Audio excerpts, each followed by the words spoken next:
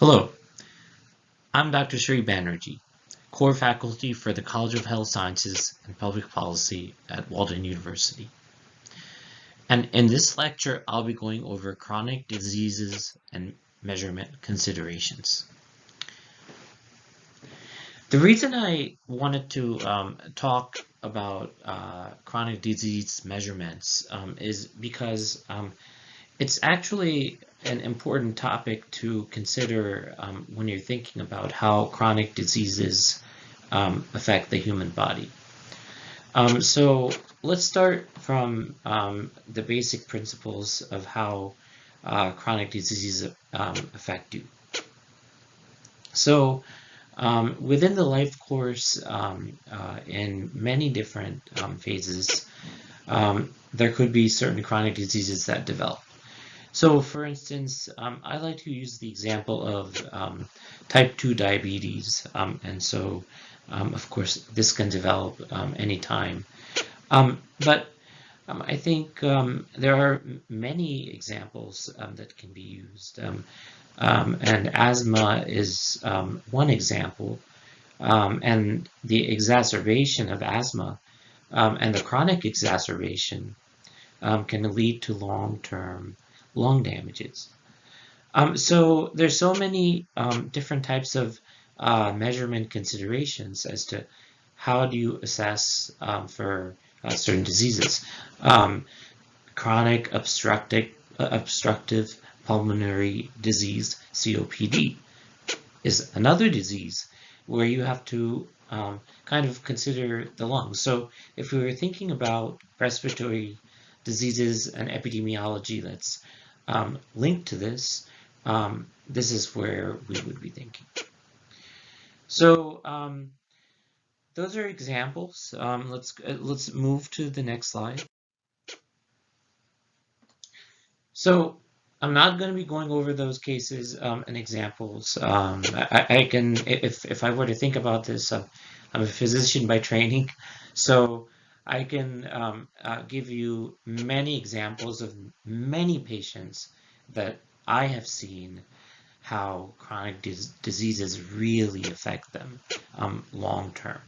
And so my job here right now is to kind of give you, and so if you don't have maybe a medical background or a health sciences background, to give you a bit of an overview of a concept so that you can better understand chronic diseases.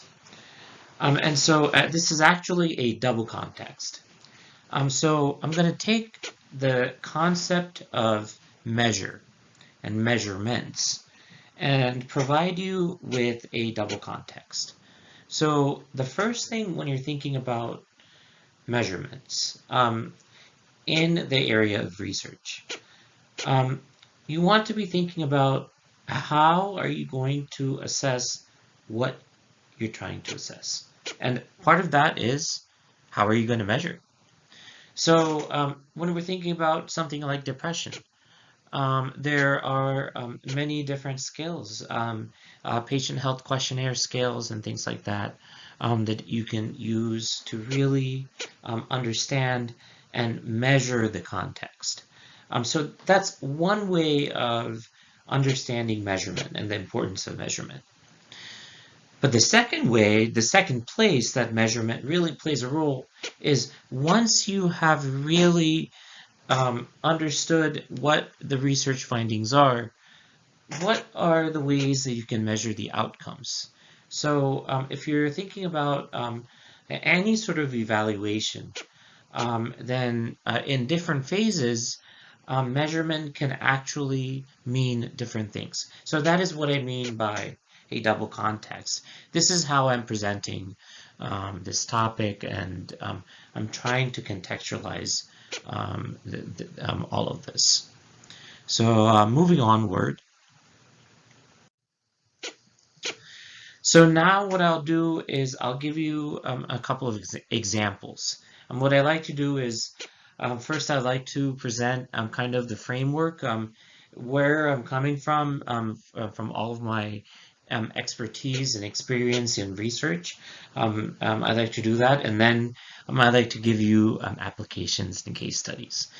So here's some applications, and one of my most favorite go-to applications, if you've seen a lot of my other videos, is National Health and Nutritional Examination Survey.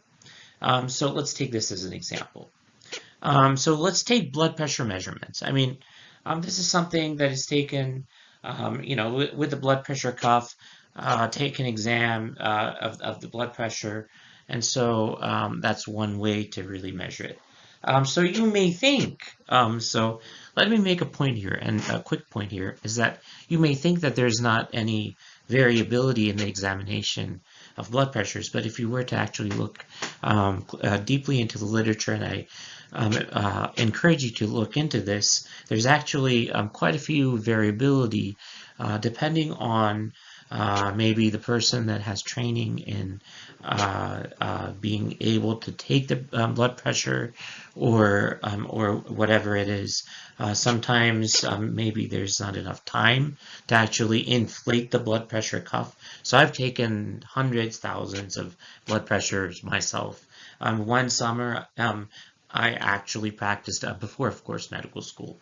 I practiced doing this. So there's measurement variability that you have to take into consideration, and draw upon some of this research to show that. And then the second way that you do that is self-reported data. And of course, self-reported data, there's always different types of biases that you want to be thinking about, because maybe they didn't remember, maybe the physician said that they had diabetes, or maybe that pre-hypertension, and they think that it's hypertension. So that's one thing to be thinking about, how measurements can be varied.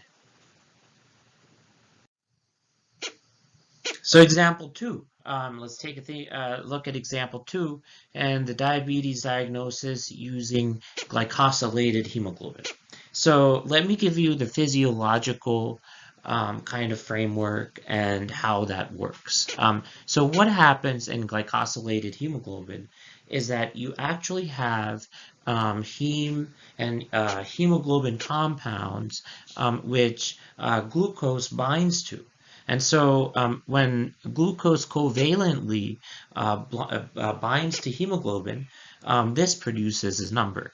And so the typical number that you are able to produce is between the ranges of 3.8 and 16.2. So that's typically, consistent. And if you look at papers, and I've looked at several papers that actually demonstrate this, these numbers do not vary a lot. So this is also another measure that you can find from the National Health and Nutrition Examination Survey. So if you were to have a research question to compare the findings from this approach to the other approach, then this could be something that could be unique to take a look at. But again, going back to the point of measurements, we're still trying to measure diabetes, but in very different approaches, and that can mean many different things here. So, of course, the first example that I went over is blood pressure, but so this is with diabetes. But the next example that I'll go into as well, then now we'll be talking about diabetes as well. So first, we talked about hypertension. Now we're moving on to diabetes. So thinking about hemoglobin A1C as a measure of diabetes. And so, I told you, there are many variations, in different things, but this is one measure that is very reliable. And if you were to do research, and if you have the availability of this data in your own data set, not even in National Health and Nutrition Examination Survey, if you have it in some other data set, please take a look at it and use it. I've provided purposely all the detailed protocol as to how it's all made. And all of this is generated within the laboratory.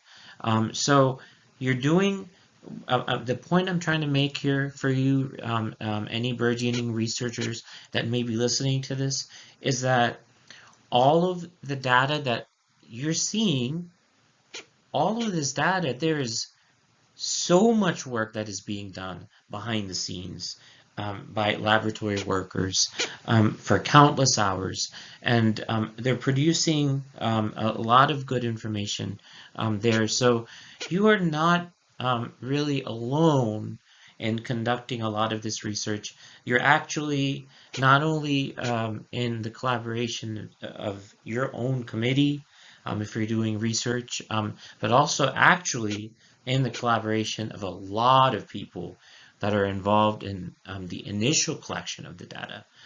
So this to me actually was an appreciation, an eye-opener for me.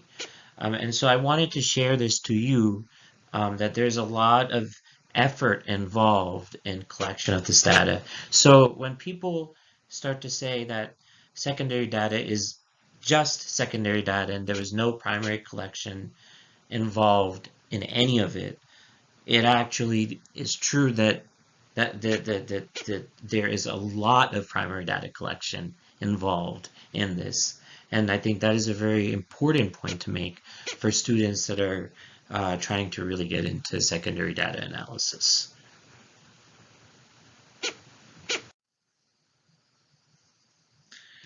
So part two of this, just taking a look at how some of these hemoglobin fractions are created.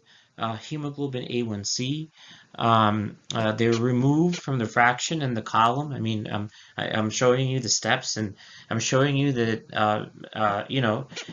when you're trying to make measurements, there's such a complex process involved that at the end of the day, in secondary data analysis, there's a lot involved, a lot that's behind the scenes that's involved. And so the analyzer integrates and reduces the raw data, and when calculates the relative percentages of each hemoglobin fraction, and that analysis requires 3 minutes. So if a specimen shows a deterioration peak, hemoglobin variant, or a LA1C results greater than or equal to 5%, or greater than half SA1C, during the regular test, it would be retested with a second method.